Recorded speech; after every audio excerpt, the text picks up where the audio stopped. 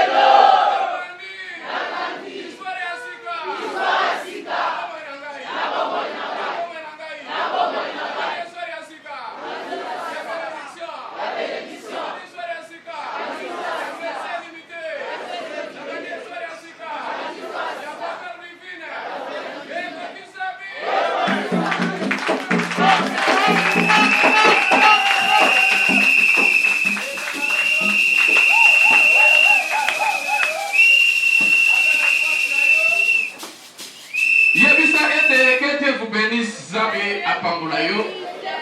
Oyazana gauche, Azana droite, Azali Bosso, Azana Sima. C'est votre frère, c'est votre sœur. Yebisa ete, que Dieu vous bénisse. PCP sourire, Logola Kanda, PCP sourire, que Dieu vous bénisse. Que Dieu vous bénisse. Zambé à Pangolayo, Zambé à Pangolayo, Zambé à Pangolayo. Matoko makati tunatolo enda magogo. Matoko lisubi ya moleka. Toya mokola dimanche. Tona nini toyaka dimanche na kilte. Bitia liboso toyaka dimanche pour nous préparer notre vie après la mort. Motonyo satana mokili oyo. Mokolo na yo yaliwa ezali. Ndenge ozala mokili ozali na mokolo oyo botamaki mokolo pe ya liwa na yo ezali. Mais il y a une vie après la mort. Sima ya kufa pombo imoko ezali soit na esika ya repos to esika ya tourment to esika ya minyoko. Parce que njungu kopo ya sanité basalelaka te. Basalelaka nde eloko ya peto yango vie ya sanctification ezali vie ya bana na Nzambe. Dieu est trois fois saint. Dieu est trois fois saint. Dieu est trois fois saint. Et comme un rassemblement des saints, ensemble makala, ezala rassemblement des saints. eza rassemblement ya basali, eza rassemblement ya kokoma Nzambe. Kila ekokisama mpe esalela, kila ekokisama mpe esalela. Attitude nini? Ezala yango mokolo ya dimanche. Mokolo ya dimanche, attitude oyo nasengi yo longola mawa, longola mawa, longola tristesse na kati na motema na yo. Parce que bato oyo bayaka na ndeko na Nzambe bazali bato na esengo. Parce que David alobi ngai nasepelaki mingi wana babetelanga lisolo ya kokende na ndeko na Nzambe. Parce que na ndeko na Nzambe ezali bisika oyo moto ayaki na problème azongaka na solution. Moto ayaki na mikakatano azongaka na miracle. Moto ayaka malade azongaka ya kopika. Moto ayaka tengu azongaka ngui. Tika lelo ndeko yaki lelo ezali lelo mozonga te.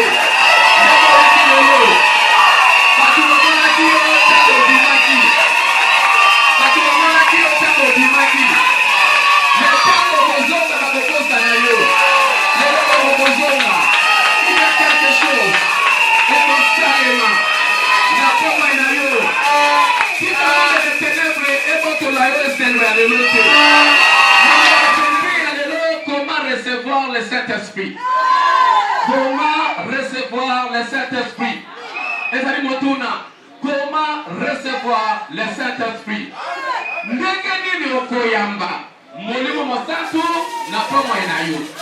Parce que toyebi ete le Saint-Esprit c'est Dieu. Nakoloba na moto moko zala na mbongo, zala na biloka mokili oyo, zala na bato bekozanga Nzambe te. Kozanga Nzambe te. Eloko ya mutulia na kati na bia moto ezali te ya lelo. Ndenge nini okoyamba Nzambe na vie na yo na pomo na yo? Parce que moto oyo azali na Nzambe aza molongi, aza champion, aza molongi. Moto aza na Nzambe aza molongi, aza champion. Kana moto na lelo oza koyamba Nzambe na vie na yo. Oyo amone na yo bato bezo kochange. Oyo omoni na bango oyo babeta na toli oyo basakani na yo lelo bato bezo kochange. Présence ya Nzambe, absence totale ya démon. Si on va dans Nzambe, tu ne tomberas jamais malade. Tu ne tomberas jamais, jamais, jamais, jamais, jamais, jamais, jamais. Tu ne tomberas jamais malade. Quand on a maladie à Koya, Zoto na yo koloba ete ça c'est un corps interdit aux maladies. Ça c'est un corps interdit aux maladies.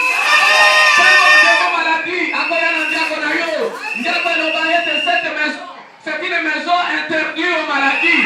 Maladie est forte à la maladie est forte à la comme un pays, comme une nation, comme un corps, comme un temple.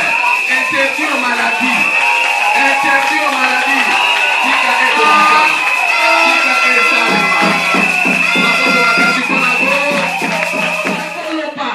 Nako déclarer le passé na yo, ma peine na yo, oyo salaki de passé, sonité, kopanga te, kopomba te, koloba ouvertement votre passé.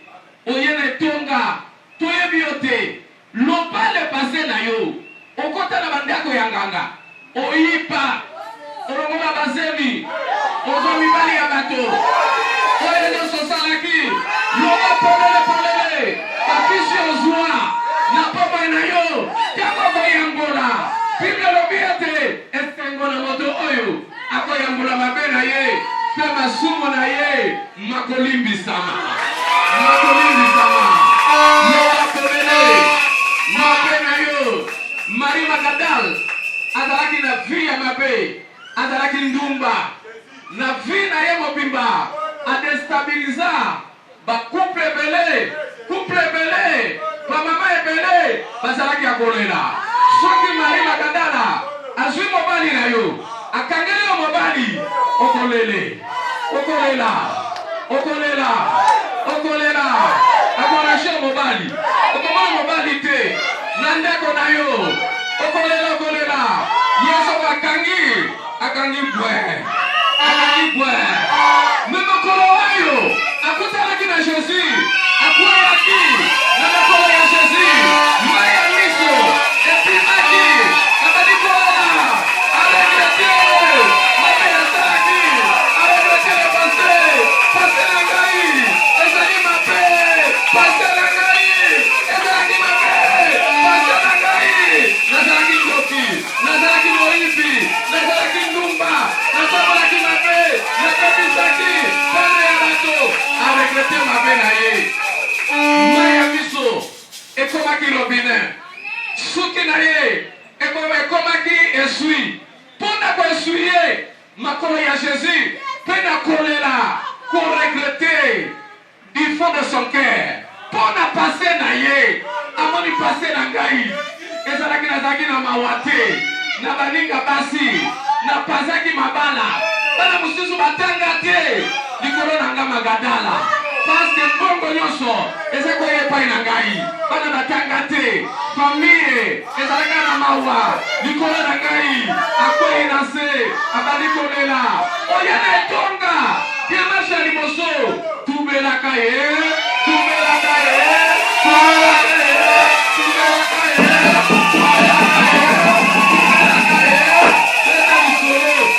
pase na yo loba pase na yo mabe yo sala yakomoni na bible ya eglise tozali na bafaux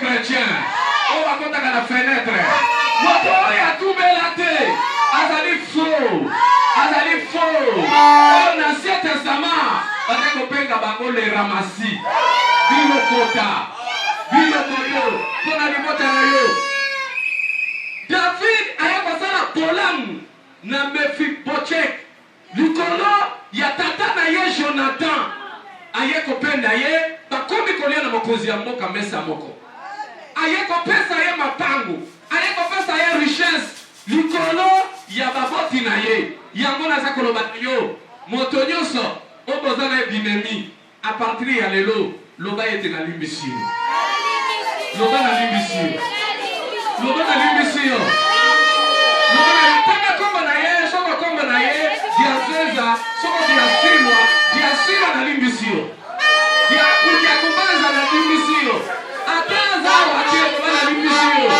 ataza na moka ataza na poto loba deja awa na limbisi yo loba na limbisi yo dia zeza na limbisi yo kudia kubanza na limbisi yo ekofo na limbisi yo beleta maboko bakazi pona koro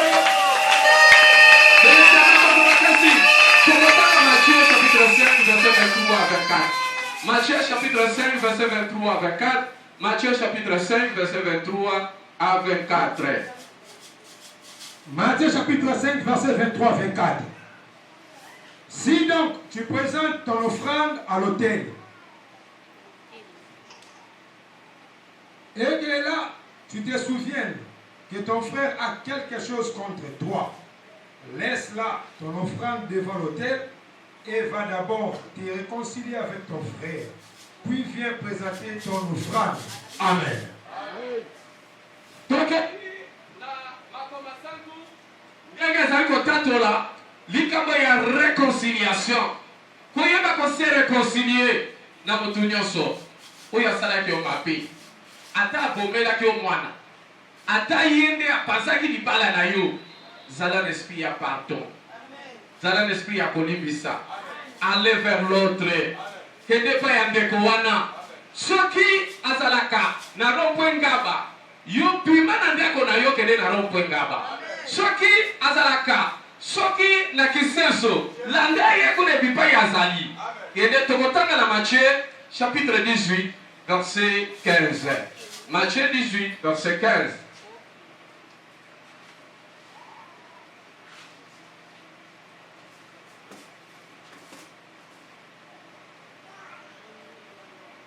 Chapitre 18, verset 15. Tokotanga makomina kombo ya kolona biso Jésus de Nazareth. Si ton frère a péché, va et reprends-les. entre toi et lui seul. S'il t'écoute, tu as gagné ton frère. Amen.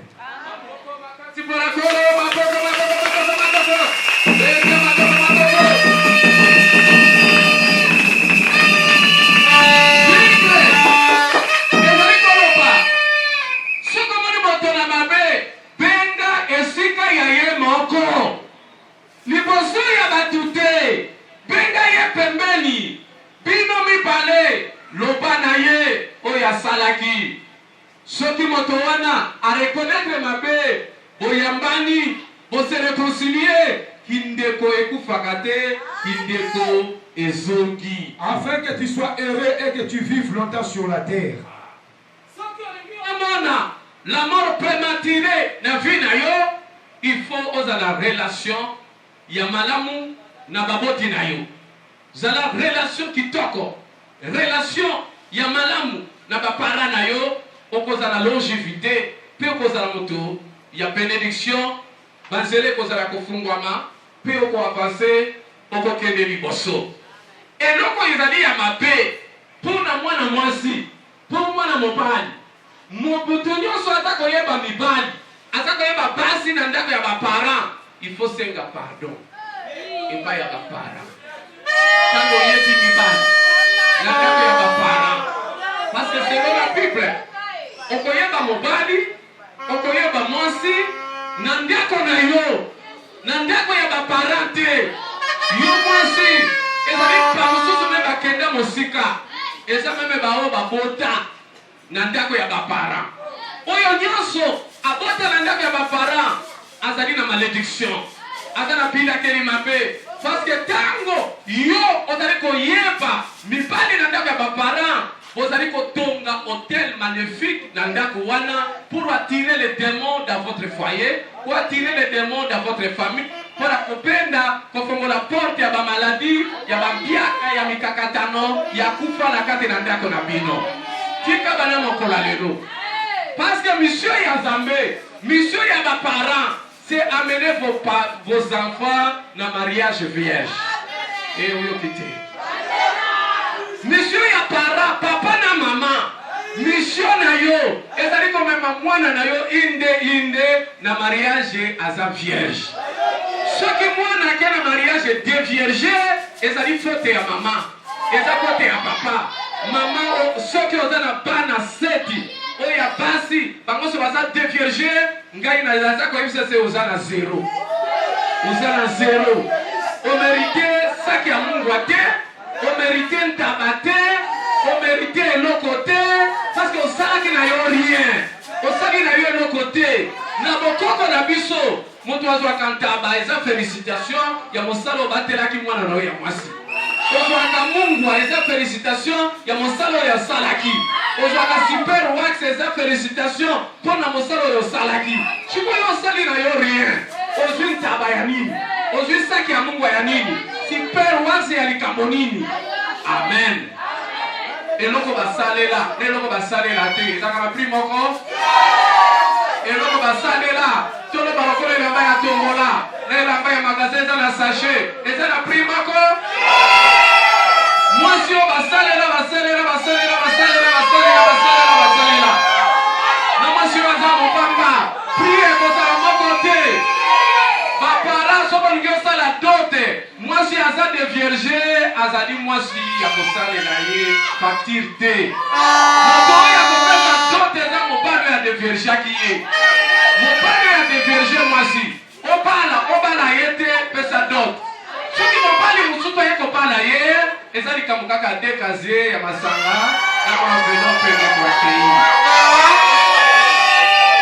c'est la Bible ezali na Bible ezali ndenge wana mwasi oyo aza vierge nde amérite facture mwasi oyo aza de vierge aboti deja aza na facture te acekaka moyengo mwa envelope wana na mwa kazie mibale ndeko akei mapoko makasi mpona ngolo totangi Deutéronome chapitre 22 verset 21 Deutéronome chapitre 22 verset 21 Deutéronome chapitre 22 verset 21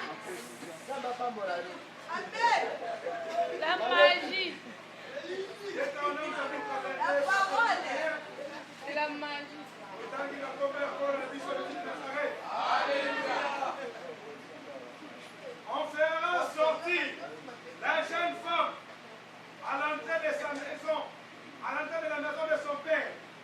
Elle sera lapidée par les gens de la ville et elle mourra.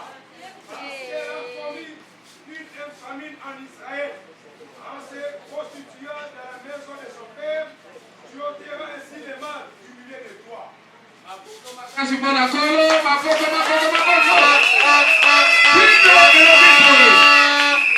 Mwana mwasi oyo ayebi mipani na ndaka baboti akomema ye na rompwe ngaba. Bato oyo bazaka uta monga fula. Bato oyo bauti rigini. Bato oyo bauti lemba. Na bato oyo bauti na makala le destin. Motola libanga na ye na maboko. Pola moto oyo ayebi mipani na ndaka ya bapara. Moto wana mérité la mort. Ce n'est pas moi, c'est la Bible. Vous comptez la commission, ma présence n'a été. Et la Bible est le but. Moto wana mérité kufa. Oyebi mipani na ndaka ya bapara.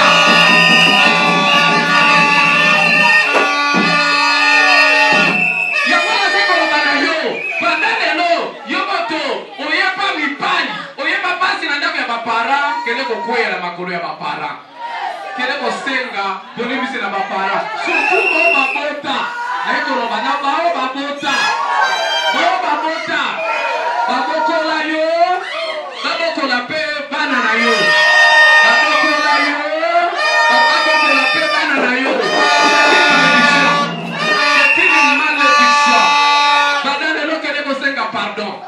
Epele ya bafi baza ko balade. Pourquoi? Bazali na problème ya déshonneur. Parce que tant qu'on bali vierge, balobi était honoré par paranayo. Et ça va monter.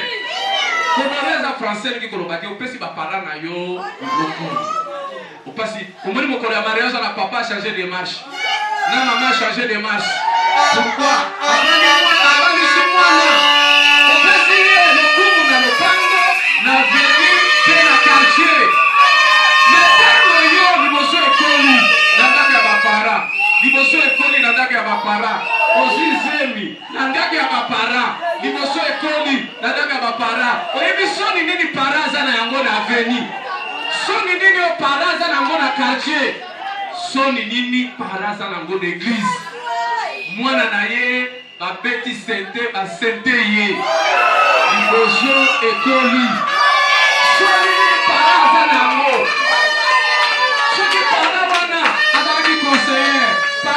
Conseiller qui conseille na yozani yo ko pesa na conseil pesa na mwana na yo conseiller le ko pesa na mwana na yo yango bana makolo lelo kende ko koya na makolo ya para kende ko tumbela na bapara kende ko tumbela na bapara lokolo ye baki bibali na ndaka ya bapara lokolo ko taki na ndaka ya bapara maboko bakasi pona kolo.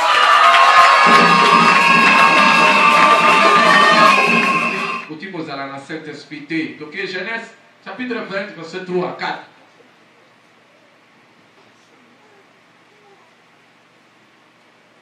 Nous lisons au nom de Jésus de Nazareth.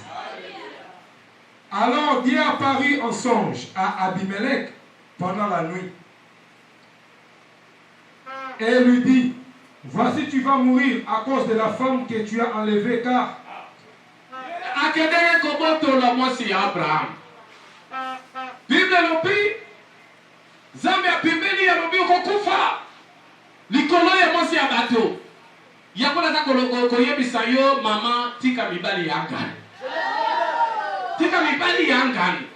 olingi komona moto aza na mbongo te olingi komona moto oyo aza na boswi te okomi kolalisa ye biso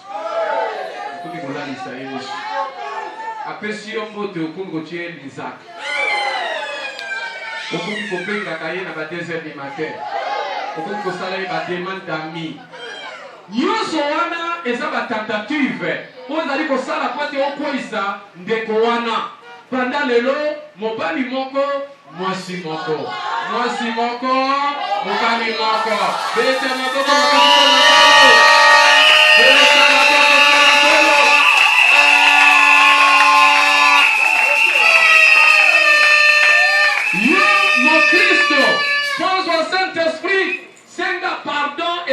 basali na nzambe senga polimbisi parce que dans ba Kristo oyo mosala na bango matongi kotoka basali na nzambe kuloba mabe mpona mosali na nzambe meme kofinga mosali na nzambe me na ntango wana okoya lisusu epai ya mosali na nzambe ati yo maboko aprie mpo na yo me kotika kozwa saint esprit te pozwa saint esprit epongi zala na komikitisa epai ya basali na nzambe na ntango wana a partir ya lelo ozali na ngambo na motema oza na libaku oza na rancune ozali na likambo oyo oza nango na mosali na nzambe kende kosolola na ye boyokana po ete ozwa saint esprit yango tokotanga na mokanda ya psaume 105 verset 15 à 16 psaume 105 verset 15 à 16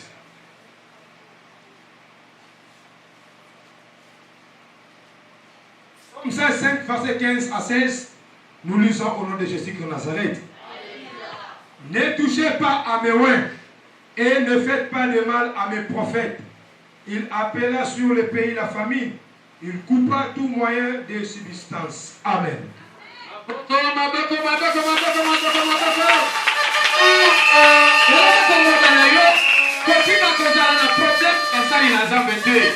Parce que Nzambe amona na kate Nzambe azana mokili oyo à travers basali na Nzambe tango yo bimaka na ndako olobi na ke na ndako na Nzambe ese okutaka Nzambe yao mais okutaka nde basali na Nzambe ya mibali na ya basi bazali bato oyo baza ko représenter Nzambe na tango oyo komi na problème na basali na Nzambe Nzambe akofana na vie na yo te ongiozo Saint Esprit kapwana na bapengwi nani mopengwi moto oyo azalaki na message alongwa na message aza mopengwi ezala serviteur de Dieu ezala mo Christ azalaki na message de Dieu alemba azonga sima kokangama na ye te ata asali demande na Facebook kondima te bloqué ye na Facebook soki asali demande pourquoi parce que soki okangami na moto oyo azonga sima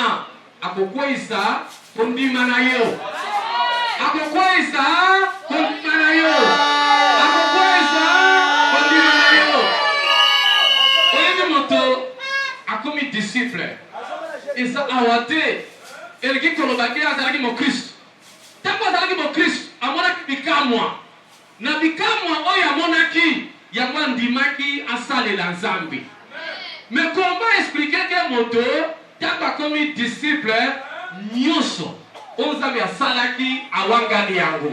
Cette doctrine, ne le recevez pas dans votre maison et ne lui dites pas salut. Moto ayo alobi église na bino wana basi balata pantalon te église na bino wana sente kotaka na nzoto te église wana makiyaje ezalaka te wana église nini wana moto ya ndenge wana koyamba ye te sokozala nde ya makayabo olandisa ye koyamba ye te azoyeba makambo azoloba te o makambo wana oyo abali te azala pongo makambo ya kalakala wana makambo wana ezalaka te bwakisa ye eza demo aza koloba demo ya koloba na ndako na yo soko yambi moto moko na ndako na yo aye na sachet ya nguba ya poso bole poso wana akokende na ngoto akotika moto oyo aye matongi na ndako na yo aza kotikela yo malédiction eza lesika mosala kimba moto wana balobi ete kimba moto wana tindika ye atambo te ya mbamba kotika kondima yango te tokei. Car celui qui lui dit salut participe à ses mauvaises œuvres. Amen. Maboko. Atambo te ya pamba. Tango za kondima mote. Bible za koloba ete ozali koparticipe na malédiction na mikakatano na vie na yo. Banda lelo mpona kozwa Saint Esprit kamwana na lipasa na yo oyo apengwa na moto oyo apengwa boka bwana ekobisa mabe sale mabete maboko makati kwa mabolo olingo Saint-Esprit litoi na yo na papa na yo ya molimo. Na kati na message toza na papa obele moko. Papa azali balete. Papa yeki na message azalaka te. Papa yeki azalaka te.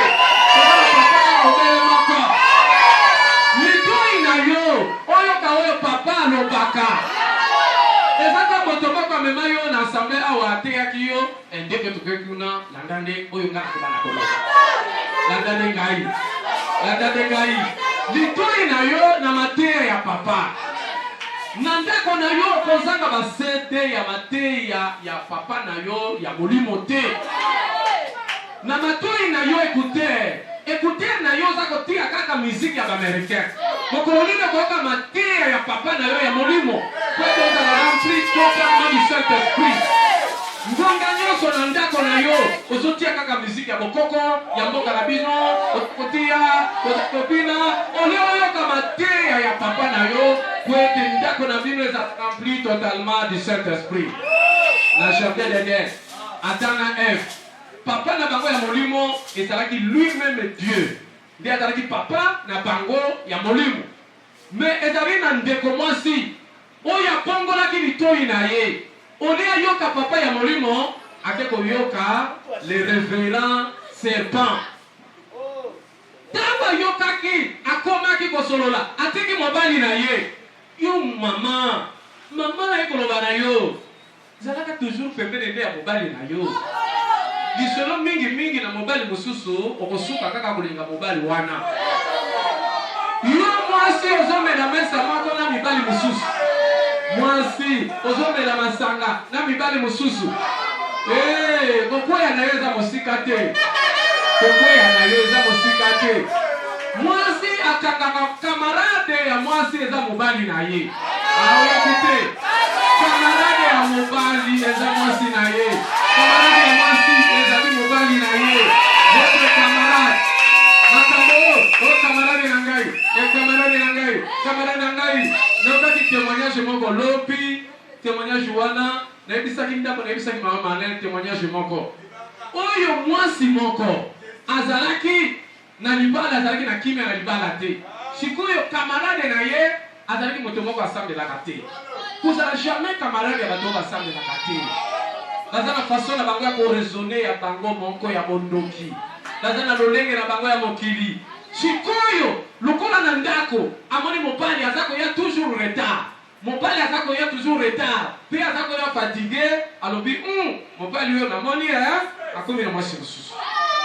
Lokola kama na mwasi mususu alingenga lisusu te atuni moninga lobi yo to mona pasi nazomi mepa mama moko oya ko matisa bulingo ya yo na mobali na yo. Akolinga pe mwasi mususu te. Akozala makasi. Tango akei kuna bapesi ekisi. Kisi yo na lobi atira mobali na biloko. Atie mobali na biloko après abimi. Tango abimi atiki mwana na ye ali poso ya mwasi. Alobi ete ma fille okoservir mobali na yo. Mobali pe tango aye, mobali alobi anaza na petite ma fille fanda tolia. Tango mobali kolia nani après kolia bolingo ekoti sikoyo entre papa na mwana. Pona kokata mokuse suka ki papa setaki mwana na ye ali poso.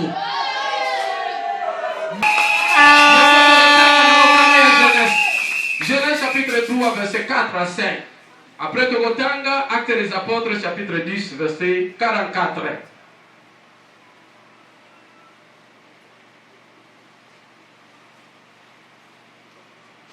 Genèse chapitre 3, verset 4 à 5.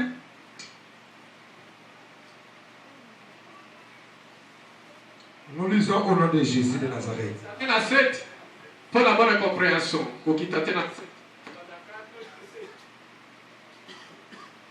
4 à 7.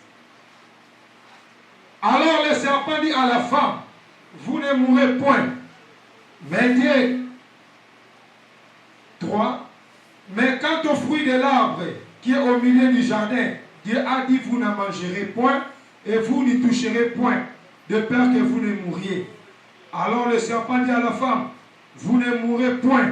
Mais Dieu sait que le jour où vous en mangerez, vos yeux s'ouvriront et que vous serez comme les dieux, connaissant le bien et le mal.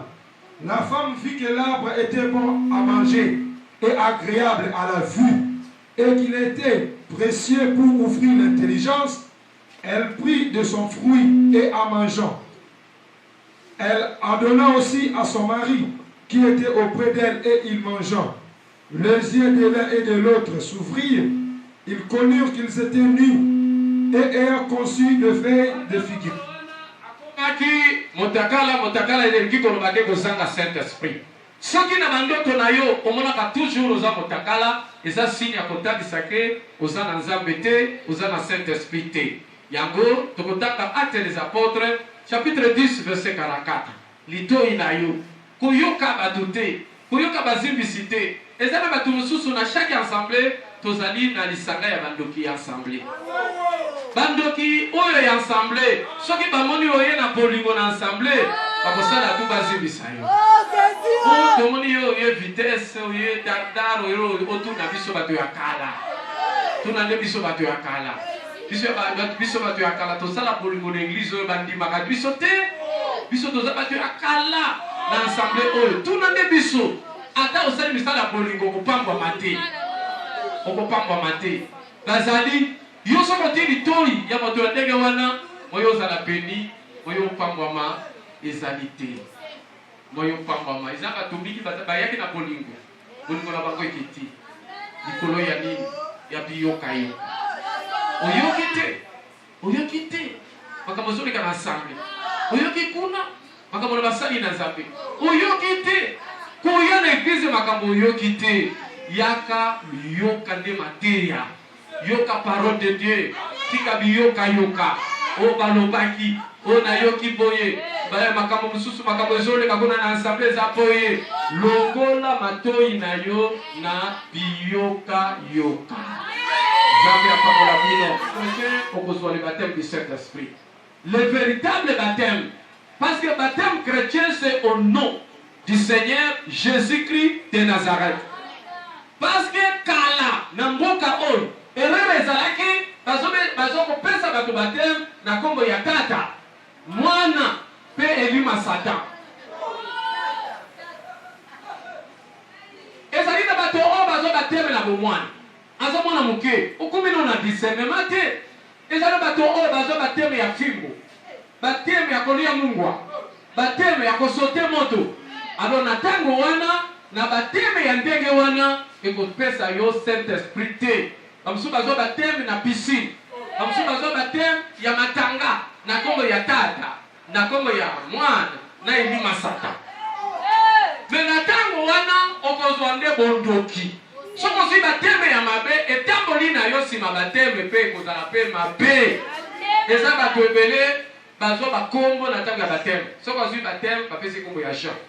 Soko si bateme bapesi kombo ya Pierre. Pona nini atambola lokola Jean, atambola lokola Pierre. Ba Pierre ya ndoki bazato bazate. Ba Pichene kuluna miyipi bazato bazate.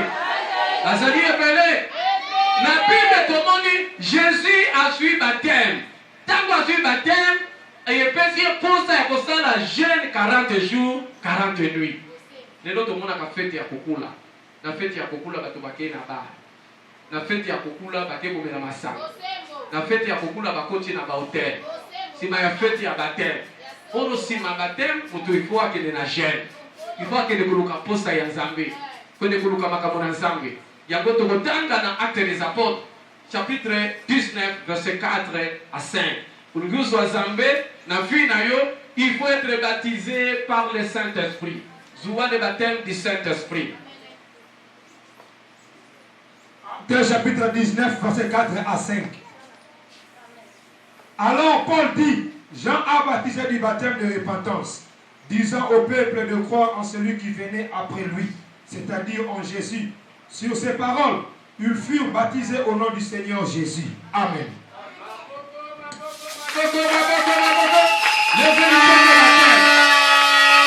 Matthieu chapitre 4, verset 1 à 2. Moto oyo azwi bateme ya malamu ekotinda ye na makambo ya Nzambe. Ekotinda na posa ya koprier. Ekotinda ye na posa ya kogele. Ekotinda ye na kobanga Nzambe. Ekotinda ye toujours azala na ndako na Nzambe. Ekotinda ye azala toujours pembeni ya basali na Nzambe. Tokei Matthieu chapitre 1 verset 1 à 2.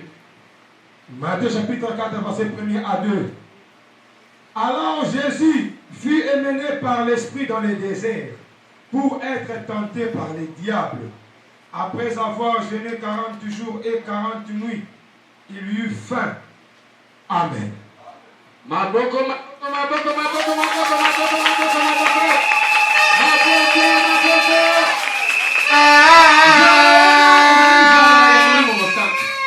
Ongozwa baptême du Saint-Esprit. Ozwa nzambe na pamo na yo. Biloko oyo oyibaki ebongi kozongisa. Biloko oyiba. Omituna nano oyibaki nini? Biloko oyiba. Isa kati mususu okoyoka ke onga na yibaka te nazwa kaka na ndako mbongo ya papa. Nazwa kaka ndako na ndako na biso. Me ozwaka te eloko ozwi eza ya yo te me kombo nango eza koyibi. Yango tango yo olobi pardon pour na téléphone na yibaki. Mais na téléphone wana oza nango na maboko akolimbisa yo te. Pour limbisa yo zongisa na téléphone ya bato. Après kozongisa ndenge ya kosenga pardon. Ba oyo nyonso ba China. Bo bato ya ko China. Biloko nyonso China. Ebongi ozongisa. Téléphone oza nango ya ko China. Bondi oza nango ya ko China. Valise mibale etondi na bilamba wana euti na ko China. Ebongi ete ozongisa biloko wana. Tango ozongisi te biloko yo China, biloko yoiba naza koyebisa ke moyen Saint-Esprit ezala po moyen na yo ezali te. Secret moko na koyebisa yo. Nzambe na biso aza nzambe abatelaka biso. Toza toujours na ba angelu na nzambe pembeni na biso. Mais Bible elobi boy, soko oyibi eloko ya moto, ba ange babimi pembeni na yo. Ezali bato oyo ayibi, après alobi ete sans effet au nom de Jésus. Ata babwakili mbasu ekozwa ngai te. Soko oyibi eloko ya bato, bazwi yo mbasu ekozwa yo. Oyoki te. Soko oyibi eloko ya moto, moto wana ke kolukila yo mbasu wana ekozwa yo. Ata lobi sans effet. Attends le 1000 effets. Attends le 1 million d'effets. Attends le 1 milliard d'effets. Et qu'on soit yo. Naïbi tata moko bayaki na ye akoya kamalari ande. Alopi mutu wana zokoloba mutu oyo aza grand serviteur de Dieu. Atinda kanzembo na église, ye mutu asimba église, mais to pondeli pona ye to tamle na ba église, mais tozo comprendre te maladie société. Lobi to tunankolo, tutuni kolo, kolo lobi tata oyo aza moyibi ya mabonza. Moyibi ya mabonza église. Moyibi munene. Ayiba kandengeni zanga tanisi kopima na église. Tiko koma isika biro sika batanga kamongo couloir ezali. Zela.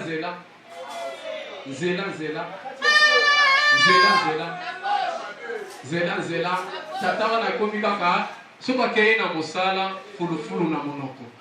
Soko akeye kaka kopima azoko kweya malari ya ndeke.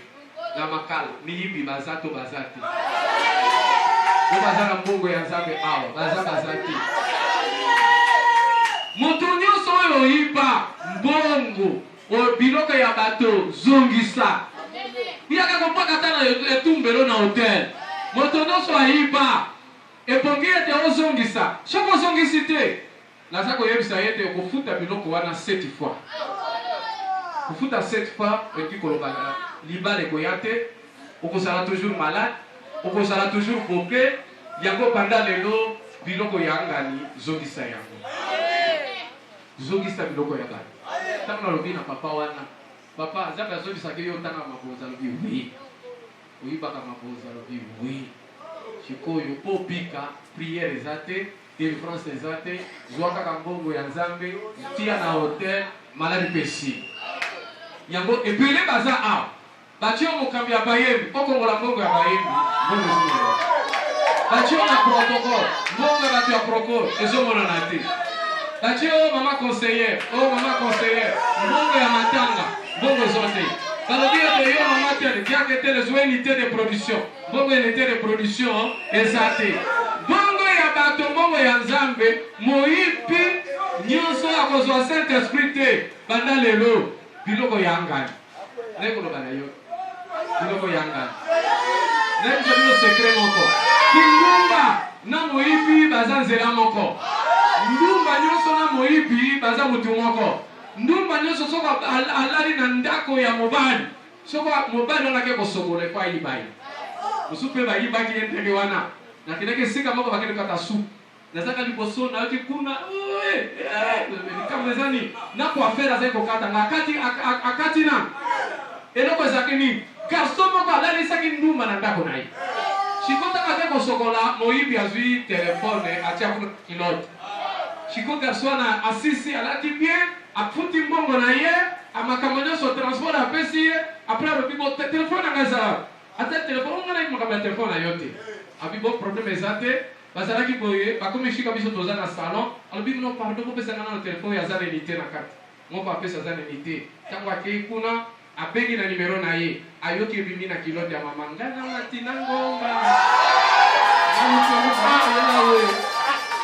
téléphone bimi na kilote sonere zo beta ba frère vele zo beta kuna na kati ba frère vele zo beta kuna na kati kinyo tele zo beta kuna na kati bala bi mama téléphone yango zo kolela oh komo buligibo lo anaza moyibi kana iba kate kana sala kana moyibi te na joaki kaka kozwa asaki no kama mwaje muke telefone bino yango na buligibo lo basuni ni telefone bino yango wana kana lelo molimo ya moyibi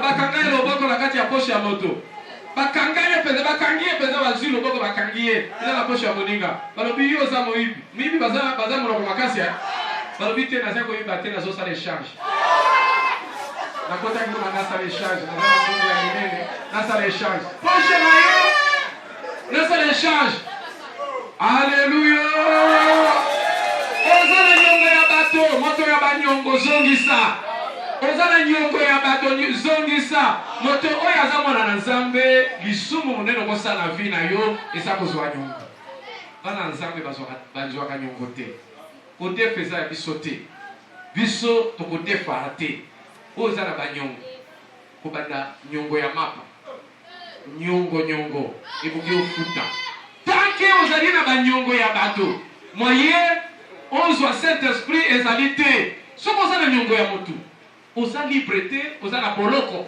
oza na prison oyebi ndenge oza awa soki par exemple oza na nyongo ya moto na veni kikwiti ese okoleka na veni wana oza na nyongo na veni kisangani okoleka veni kisangani ozali na nyongo na veni kianza ese okoleka na kianza okoleka te oza libre te okenga afrin te naza na nyongo awa akoti na tina akoti zela wana oza libre te tika bana mokola lelo nzambe apambola yo kuta banyongo ya bato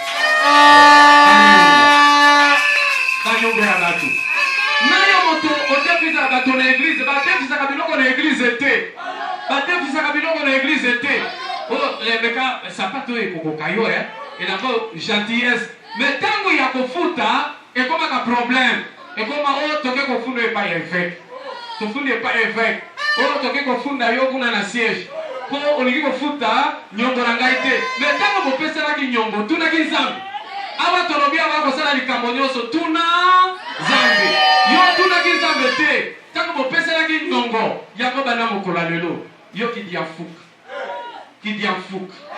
na ekoloba na yo futa banyongo ya bato banda kofuta banyongo ya bato nyongo ya moto ezu etombi nyongo ya mapa ya bato na aveni oyo bakofuta yango na tango kofuta banyongo nzambe akopambola yo